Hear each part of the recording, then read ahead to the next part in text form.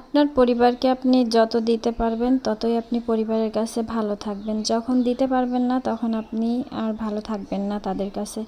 আসসালামু আলাইকুম, বাংলাদেশি ব্লগার মম স্নেহা চ্যানেলে আপনাদের আরও একবার স্বাগত জানাই। তো এখন সকাল প্রায় 9টা বাজে। এখন থেকে আমার ভিডিওটি স্টার্ট করলাম। সকাল থেকে দুপুর পর্যন্ত কি কি কাজ করলাম সেগুলাই আপনাদের সঙ্গে শেয়ার করব। তো সকালে উঠে তো হাঁস মুরগি খেতে দিয়েছি, আর এই যে উঠানটা ঝাড়ু দিয়ে নিয়েছি।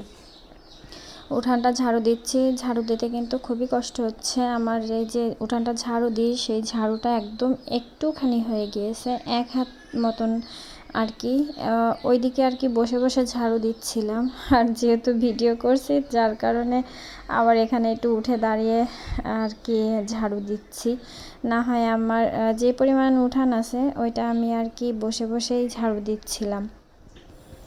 তো যাই হোক, পরিবারের কথা আর কি বলছিলাম। তো পরিবারের প্রত্যেকটা সদস্যই কিন্তু এমনই হয় যে আপনি যতক্ষণ দিতে পারবেন ততক্ষণ আপনি তাদের কাছে ভালো থাকবেন। যখন আপনি দিতে পারবেন না তখন আপনাকে আর কেউ মূল্যায়ন দেবে না। এটাই সত্যি, এটাই বাস্তব, আর এটা প্রতিনিয়ত প্রত্যেকটা সংসারেই আর কি হয়ে থাকে। তো স্বামী হোক, সন্তান হোক, স্ত্রী হোক, মানে আত্মীয় স্বজন হোক, যতক্ষণ আপনি দিবেন দেখবেন ততক্ষণ আপনার মতন ভালো, আমার মতন ভালো মানে কেউ নাই।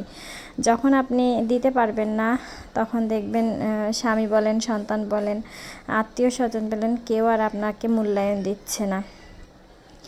তো উঠানটা কিন্তু আমার ঝাড়ু দেওয়া হয়ে গিয়েছে। এখন ময়লাগুলো আমি বালতিতে উঠাই নিচ্ছি। আর এত পরিমাণে বৃষ্টি হচ্ছে, বৃষ্টি হওয়ার কারণে আর কি চারিদিকে মশামাছি অনেক বেড়ে গিয়েছে।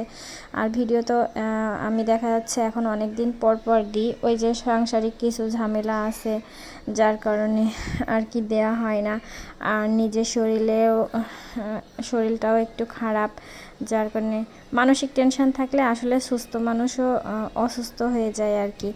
তো আমি যেহেতু সকালে রান্না করি, আর আজকে সকালে রান্না করব না, দুপুরে রান্না করব। তো আজকে শুক্রবার, তো আমি এই যে একটা বালতির মধ্যে আর কি কচু লাগিয়েছিলাম। তো ছাদের উপরেই ছিল, আমি হয়তো ওই ফোন ছিল না যার কারণে আমি ভিডিও করতে পারিনি। এই ফোন নিয়ে আমার বাড়িতে অনেক ঝামেলা, অনেক অশান্তি আর কি হয়েছে। তো থাক, সেটা নাই বললাম। তো এই যে বালতির মধ্যে আর কি 2টা গাছ লাগিয়েছিলাম। তো 2টা গাছে প্রায় 1 থেকে 1.5 কেজি হবে কচু হয়েছিল। তো বৃষ্টি হচ্ছিল, আর বৃষ্টি হয়ে ওই মাটিটা কি হচ্ছিল, মাটি একদম ড্যাবডেবে ভিজা হয়ে গিয়েছিল। যার কারণে ভাবলাম যে আর কিছুদিন থাকলে নষ্ট হয়ে যাবে। তো এমনিতে এই যে পচন ধরে গিয়েছে, যে কচুর মুখী আর কি, আমরা মুখী কচু বলি, অনেক জায়গায় অনেক নাম আছে এর। তো এটাতে কিন্তু সার মাটি কোনো কিছুই দেয়া হয়নি। ওই আমি জাস্ট হচ্ছে বালতির মধ্যে, ভাঙা বালতির মধ্যে কিছু মাঠ থেকে মাটি নিয়ে এসেছিলাম। তো মাটির মাটি আমি ওটার মধ্যে দিয়েছিলাম। দেওয়ার পরে যে একটা গাছ একটু বড় হয়েছিল আর একটা ছোট হয়েছিল। তো বড় গাছের কচুগুলো এই যে এতগুলা হয়েছে, অনেক মানে অনেকগুলা হয়েছে, যা হয়েছে আমাদের আর কি একবেলা হয়ে যাবে আপাতত। তো এই কচুগুলা ছাড়াইতে কিন্তু আমার অনেক সময় লাগছে, আর অনেক শক্ত ছিল, যেহেতু এক হাত দিয়ে ক্যামেরা ধরে রাখছিলাম আর এক হাত দিয়ে কচুগুলো আমি ভাঙতেছিলাম। তো এই যে এতগুলো কচু হয়েছে, এখন এগুলো ধুয়ে রেখে দেবো, দুপুরে রান্না করব। দুপুরে রান্না করার জন্যই আর কি রেডি করছিলাম, যেহেতু সকালে টুকটাক কাজ আমার হয়ে গিয়েছে এই জন্য। আর এই যে কচুগুলো ধুয়ে নিয়ে ঘরে চলে আসছি, আর এখন একটু চা খেয়ে নেব। চাটা হচ্ছে সকালে উঠে একটু চা খাই, আর খালি পেটে তো আমি পানি খেয়ে নিই, আগে হয়তো খেতাম না, এই অনেক দিন হয়েছে আমি শুরু করেছি কিছুটা পানি খাওয়া হয় খালি পেটে, তাহলে মানে কি ওই আর কি শরীরটাও একটু ফ্রেশ ফ্রেশ লাগে। তো এই যে চাটা, আর হচ্ছে কিছু বিস্কিট নিয়েছিলাম, ওই যে সবজি বিস্কুটটা আর কি, এটা নিয়েছিলাম। তো চাটা খাওয়া শেষ হয়ে গেছে আমার এর মধ্যে। এখন বিছানার কিছু কাপড় চোপড় আমাকে ধুতে হবে। এই যে আমি বিছানাটা চাদরটা উঠিয়ে নিয়েছি।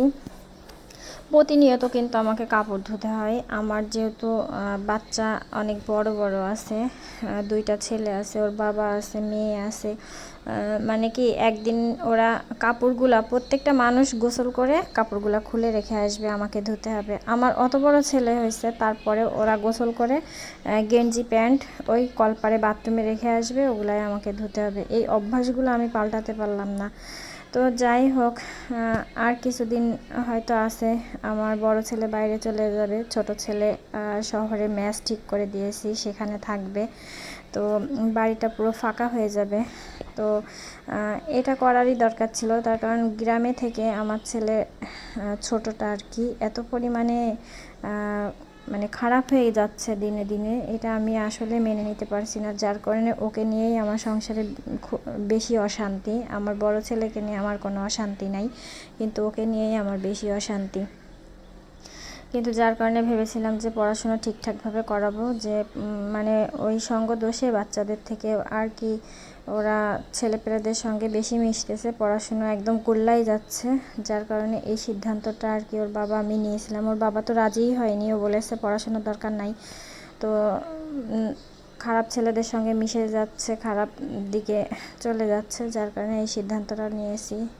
তো যাই হোক, আমি এই যে রুমটা আর কি আরেকটা বিছানার চাদর বিছিয়ে দিলাম, আর এই যে সোফার উপরে এত ওই যে কাপড় চোপড় এগুলো কিন্তু সব আর কি ধোবো, আর বাইরে কিছুটা আছে, বাইরেও আর কি ধোবো। আর এই যে দরজায় হয়তো কিছু দেখা যাচ্ছে, দরজায় আমার মেয়ে ওই যে ঘরের চুন আছে, ওই চুন চক আর কি, সেই চক দিয়ে মানে কাঠি দিয়ে খুঁচাই খুঁচাই আর কি ওই চক বের করে এখন এই যে দরজায় দিয়েছে।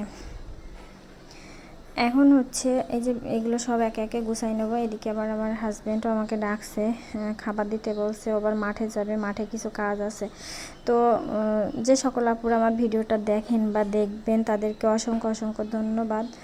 আর আমার ভিডিওর কোনো একটা অংশ যদি আপনাদের ভালো লাগে তাহলে প্লিজ একটা লাইক কমেন্ট শেয়ার করবেন। একটা কমেন্ট তো আপনারা করতেই পারেন আপুরা। তো যাই হোক, মাঝে কিন্তু অনেক মনমরা হয়ে গেছিলাম, খুব ভালো লাগতো না। তো এখন একটু স্বাভাবিক হয়ে গেছি। আর এই যে 5 দিন ধরে মেয়ে আমার বিরিয়ানি খাবে, তোর বাবাকে নিয়ে আসতে বলে ওর বাবার নাকি মনেই থাকে না। তো আজকে ফাইনালি দুপুরবেলা হাফ প্লেট বিরিয়ানি নিয়ে আসছে মেয়ের জন্য। তো মেয়েকে খাইয়ে দিলাম, ওকে খাইয়ে দেওয়ার পরে এখন এই যে আমি রান্না করতে চলে আসছি ইলিশ মাছ দিয়ে। আর ওই যে নিজের হাতে কচু গাছ লাগিয়েছি, সেই কচু হয়েছে, সেটা আর কি হচ্ছে রান্না করব। তো এর মধ্যে কিন্তু হাঁসও চলে আসছে, হাঁসকে খেতে দিচ্ছি। তো আমার ভিডিওটা এই পর্যন্তই। যদি ভালো লাগে তাহলে প্লিজ আমার পাশে থাকবেন, আমার জন্য দোয়া করবেন। আল্লাহ হাফেজ।